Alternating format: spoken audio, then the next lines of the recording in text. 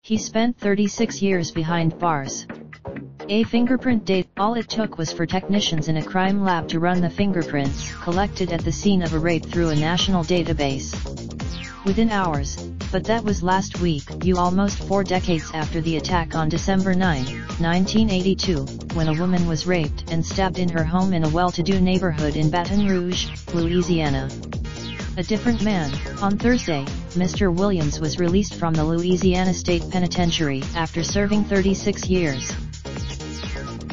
The district attorney for East Baton Rouge Parish, Hilla C. Moore III, said in court as a representative of the state, "I apologize." Mr. Williams' case highlights gaps in the body of legislation that has been passed to protect against wrongful convictions, particularly as DNA science grows more sophisticated. In all 50 states, Mr. Williams first requested that the fingerprints be run against the national database in 1999, but prosecutors opposed the move and there was no statute entitling him to do so. About our chief, it was incredibly frustrating to know that there was technology out there that would lead to the truth, that would give him his innocence and we were blocked from it, said Vanessa Potkin, a lawyer with the Innocence Project, a non-profit organization that assisted Mr. Williams with his exoneration. As the wave of exonerations continues, more attention has been placed on the severe consequences of letting the real perpetrator go free. The man, now, there has been no comprehensive accounting of the number of such crimes. But one woman, Ms. Thompson's husband, Frank Baumgartner, a political scientist, took at North Carolina, finding 36 exonerations dating back to 1943. In 9 of them, in Baton Rouge, Mr. Moore, the district attorney, said the state ran the fingerprints from the 1982 crime scene against a national database in 2009 but did not come up with a match. The Federal Bureau of Technology caught up and came to the benefit of this person, Mr. Moore said. A new judge who had been assigned the case, Commissioner Kainasa Yumke Kimball, ordered the testing, which was done on March 14, and led to Mr. Williams' freedom on Thursday.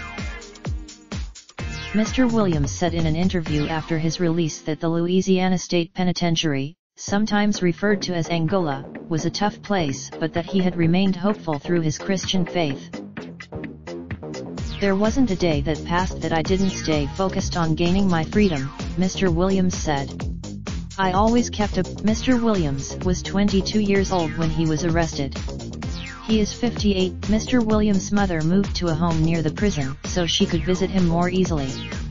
She died in March 1995, after Mr. Williams had been in prison for more than a decade. He sent a neatly hand-printed note to Barry Scheck, a founder of the Innocence Project. "I sit here year after year," he wrote, "it's like no one cares." Mr. Williams said he believed that no lawyers would help him because he was poor and that the victim's husband in the case was powerful.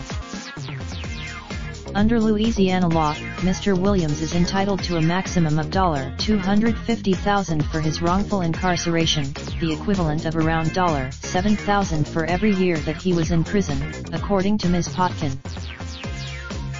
The case against Mr. Williams rested in large part on the victim's identification of him. Jeff Hollingsworth, the prosecutor, acknowledged to jurors in his closing argument that the fingerprints did not match Mr. Williams. But he said, "Do you think she didn't remember that day?" Mr. Hollingsworth said the fingerprints, which were found near the blood stains, could have belonged to someone else, perhaps a plumber or a carpenter, he suggested. "How many people come through your house?" Mr. Williams' lawyer at the trial, Kathleen S. Ritchie, said the victim had described a different man, a taller one, and had misidentified the placement of a scar. She testified but her harshest criticism of the prosecution's case, which now appears prescient, was the lack of a match for the fingerprints. "Fingerprints don't lie," Ms. Ritchie told the court. "It would be a travesty and a danger to convict the wrong man," she warned the jury in her closing argument. "The real rapist," Ms. Ritchie said, will laugh at the judicial system and terrorize other innocent women in their homes during the day. She appears to have been correct. In 1980s, Mr. Williams said he bore no grudge against the victim for wrongly identifying him at the trial 36 years ago. "God does not let me hold grudges against anyone," he said, adding that he felt like the biblical Joseph, sold by his brothers into slavery in Egypt, where he eventually became a high official in the Egyptian court. He said his plan now is to lay back. "I want to soak it all in," he said. "I want to go to Raindrop, drop top, top smoking, no cooking the hot pot. Fucking on your bitch, yeah, that. Looking up, open the park, pot.